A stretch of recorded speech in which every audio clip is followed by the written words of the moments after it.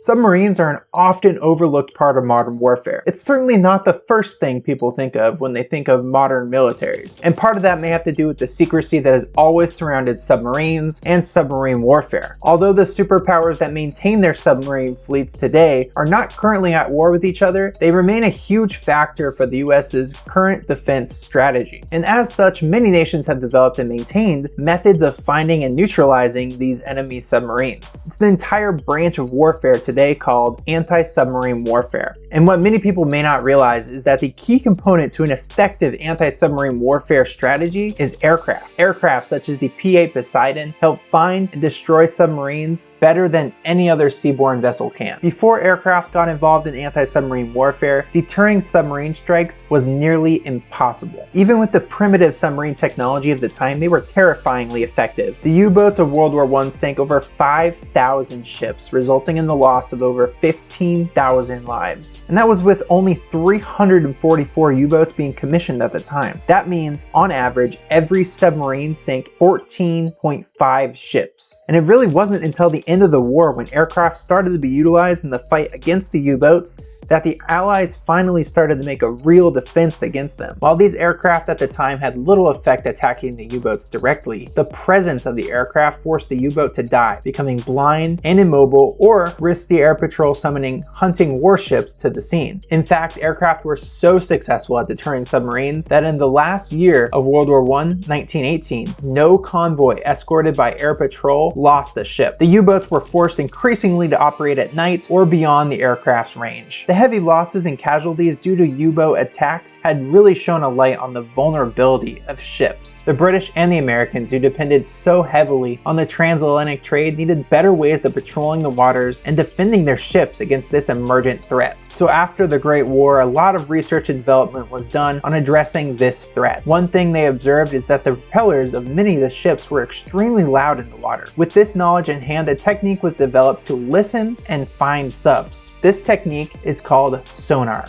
or sound navigation and ranging. It's a technique that uses sound propagation to measure the distances of an object. It can also help detect and identify the objects under the surface of the water. There are two types of sonar, passive and active. The passive is essentially just listening to the sounds under the water, while the active emits a pulse of sounds, listening for the echoes as it reflects off objects. Or in other words, active sonar works by playing the sound that we've all heard in the movies, the classic.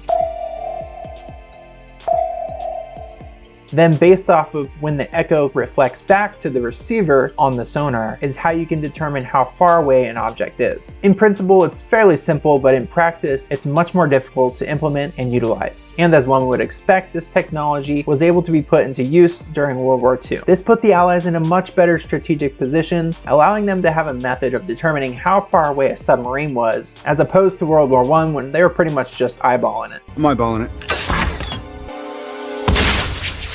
But even with this new technology, they were still faced with other challenges. The first is how to use this technology in a vast ocean to hunt for these subs. One method of doing so was to attach them to ships, which they did, but in the best case scenario, you're finding a submarine that's moving into position to shoot you. But the real game changer is when they looked to the skies to implement this new technology. And the way they did so was with something called a sonobuoy, which is a combination of the word sonar and buoy. And again, the principle is pretty simple. They just put a sonar system on a buoy. Then you take that buoy, you throw it out of a plane, and all of a sudden you have sonar in an area that you want it in. And actually, to this day, this is one of the best methods of finding submarines. It's still used in aircraft such as the P-3 and P-8. These sonobuoys come in these little canisters and they can be thrown off a ship, they can be ejected out of a P-3 or a P-8, or they can be thrown off a helicopter. There's also a type of sonobuoy called a dipping sonar that can be reused when it's dangled from a helicopter. So essentially the way it works is after ejecting the sonobuoy from the aircraft, it'll fall, it'll hit the water. On impact to hitting the water, it'll deploy an inflatable surface float with a radio transmitter. That radio transmitter is what relays the information from the sonobuoy to the aircraft to be interpreted. Next, the rest of the electronics descend below the surface to a certain predetermined depth depending on user settings. This can vary from mission to mission. Then the stabilizing equipment expands. The electronics electronics usually found on sonobuoys include something known as a hydrophone, which you can kind of equate to an underwater microphone. It receives all the sounds underwater, which you can use to detect and identify submarines under the water. And for active sonar, it also includes a transmitter that transmits that sound that we all know and love. As mentioned before, the buoy then can relay that raw data from the sonar equipment to the radio deceiver and back to the aircraft, where it can be interpreted, and they can use that data then to triangulate where the sub is. From this point, it basically works on the same principle your GPS works. We now know the distance to the sub from the point of the sonobuoy, but we don't really know exactly where it lies in 3D space. All we really know is the radius from the sonobuoy to the submarine. So for simplicity's sake, let's use an example in 2 dimensions. So let's say we've deployed a sonobuoy, we've detected a sound, we've identified it as a submarine, and we want to know exactly where it is. Well, we get the range for it, but like I said, this doesn't tell us exactly where it is on this circle. So now we deploy a second sonobuoy and we get another range from the second sonobuoy. We now have 2 points where this submarine could possibly be. Now if we add a third sonobuoy and we get a range from that one, we can triangulate exactly where the sub is, and we know that it has to be at this point right here. This method of utilizing sonobuoys to find submarines and triangulate exactly where their position is actually still in use today, and in fact it was used for decades with the P3, and it will continue to be used for decades with its replacement, the P8 Poseidon. And like I stated earlier, helicopters also can drop sonobuoys or use the dipping sonar, but they don't possess the same onboard capabilities as the P3 or the P8 to interpret the data and find the submarine. Usually these helicopters will have to rely on accompanying ships to receive and interpret that data. Another method of detecting submarines that was developed during World War II is found on the P3. This long boomtail on the P3 is called a MAD, or a magnetic anomaly detector. It's an instrument that's used to detect minute variations in Earth's magnetic field. This technique was actually developed by Gulf Oil Company in the 1930s as an inexpensive way of finding ore deposits. But the MAD can be used by low-flying aircraft to exactly pinpoint where a submarine is, because it'll detect the disturbances in Earth's magnetic field due to all the technology on board a submarine. Of course, the difficulty in using this technology is that you have to fly pretty close, which the P3 was actually pretty adept at doing. This technology is mostly used supplementary to the other methods such as sonobuoys. But this was far from the only technology developed during World War II to find these submarines. Some other aircraft improvements include high-frequency direction finding, or in other words, they can use the radio transmissions coming from the submarine to pinpoint the location of the submarine. Also, the introduction of seaborne radar, which could detect U-boats that were surfaced. Something called the Lee light was also developed, which is basically a giant spotlight they could use to sneak up on enemy subs at night. And something called diesel exhaust sniffers, which they use to basically detect the exhaust from the diesel engines of the submarines. And as amazing as all this technology is, it's just not enough to find the submarines. You also have to be able to neutralize the threat. And at the beginning of the war, most navies had very few ideas of how to do this. The technology that they were relying on at the time were simple explosives that were rigged to detonate at certain depths, aptly named depth charges. They were developed during World War I and were one of the first effective ways of attacking submarines. And they continue to be the most used weapon for anti-submarine warfare during World War II. And at first they were just crude cylinders thrown off of boats, but later on during World War II they were specifically developed for aerial use. Depth charges aren't used as frequently as they were during World War II. They've largely been replaced by anti-submarine homing torpedoes, but they do have some utility today in shallow water situations and flushing out submarines. It was all of this technology combined that allowed for aircraft to account for the bulk of the Allied kills against U-boats between 1943 and 1945. As World War II ended and the Cold War began, submarine technology improved drastically.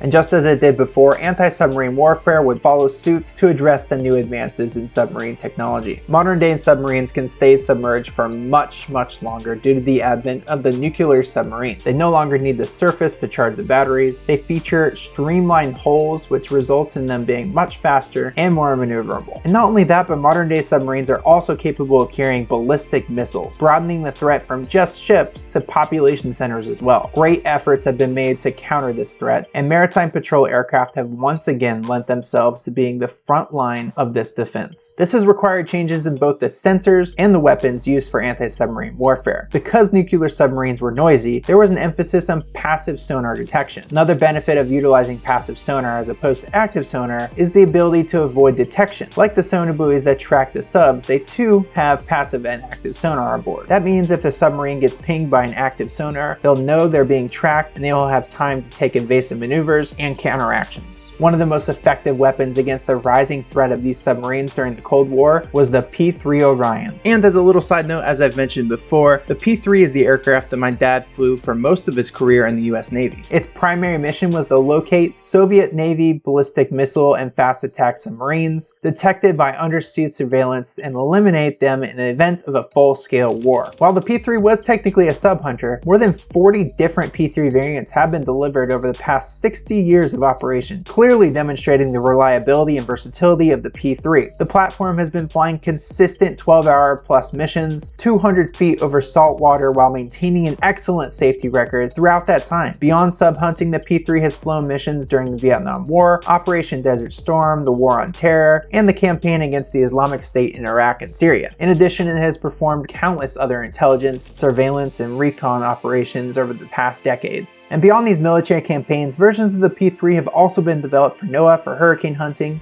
for the US Customs and Border Protection, for aerial surveillance missions, and for NASA for research and development. A total of 757 P-3s have been built, and in 2012 it joined the handful of military aircraft that have been used for over 50 years, including the B-52 Stratofortress, the KC-135 Stratotanker, the C-130, and the U-2, and it continues to be widely used across the world in many other countries. The P-3 has been in service in the US Navy since 1962, and even after all of these incredible years of utility, in May 2020, Patrol Squadron 40 completed the transition from the P-3 to the P-8, marking the retirement of the P-3 from US Navy active duty service. Two Navy Reserve squadrons still continue to fly the P-3, with the final phase out of the aircraft expected to be in 2023. The P-3 replacement program was developed with the specification that the new aircraft have reduced operating and support costs. Boeing won the contract to replace the P-3 with their plan to modify a 737-800. The P-8 features a strengthened fuselage for lower altitude operations, raked wingtips as opposed to the blended winglets featured on the 737 next-gen variants, and unlike the P-3 when it rolled off the assembly line, the P-8 would feature legacy systems that cut costs as opposed to featuring state-of-the-art systems. Also notably, the P-8 lacks the mad tail that the P-3 had in order to reduce weight and improve endurance. Another reason for not having the mad tail is because to use it effectively, it would have to fly incredibly close to the water, which the P-8 wouldn't do as well as the P-3. So far, the P-8 Poseidon has had over 180 orders, most of which have been delivered. There's little doubt that the P-8 will continue to be a huge part of the anti-submarine warfare strategy for the US and its allies for decades to come. So if you're a longtime subscriber to Aviation Austin, you're probably already familiar with my aircraft ranking system. But for those of you who are new to the channel, welcome. And the aircraft ranking system is just my way of objectively comparing aircraft that we've discussed on the channel. And since we've talked about two new aircraft in this video, it's time to add them to the official ranking list. Starting with the P-3. For cost, the P-3 gets an 8, as it costs about $31 million inflation adjusted, which is a pretty good price given its longevity. For speed, it gets a 6. It was a pretty quick turboprop engine, that's for sure. In fact, it's about as fast as the A-10 Thunderbolt, but it's not as fast as modern jets or even the jets of its era. For versatility, it's an easy 8, as it's incredibly versatile. It's been used in dozens of organizations and dozens of air forces across the world for the past 60 years. For innovation, it ranks at a 7, mostly for its state-of-the-art technology on board, but the aircraft itself was nothing really monumental as far as airframe design. It was robust and efficient, absolutely, but given that it was made after the advent of the jet engine, it certainly wasn't too ambitious of an airframe. And finally, given the P-3's historic run as the US Navy's preeminent sub-hunter, it earns an 8 for effectiveness, giving the P-3 an overall score of 7.50. As for the P-8, it comes with a hefty price tag of around $200 million, making it more expensive than even the long criticized F-35. That gives it a score of 3 on cost. It is faster than the P-3, but it's definitely not breaking any speed records, since the 737 was obviously developed as a commercial aircraft, so the speed gets a 6.5. It will undoubtedly be a versatile aircraft, seeing as it is almost the same capability as the P-3, so I'll give it an 8 for versatility. But it definitely fares less impressively in the innovation category, since as stated previously, they did not implement any state-of-the-art technology into the aircraft to keep the development costs low. That means the P-8 is not a leap in technology as much as the P-3 strived to be in this area, so this earned it a 7 in innovation. Since it's relatively a new aircraft, effectiveness will have to be reevaluated as time passes on, but as for now, it looks to be a pretty robust aircraft as it meets the needs of many customers across the entire world build, so for effectiveness it gets a 7. So without any further ado, this is how the P3 and P8 stack up against all the other aircraft on the leaderboard. The P3 currently sits at a respectable 8th place, while the P8 trails at number 12. So what do you think of my ranking so far? Am I missing something? Is there something you think I should reconsider? Feel free to let me have it down in the comments below. Now let him have it! You can have it. And as always, please consider subscribing if you want to learn more about aircraft, past, present, and future. Thank you so much for watching, and Godspeed.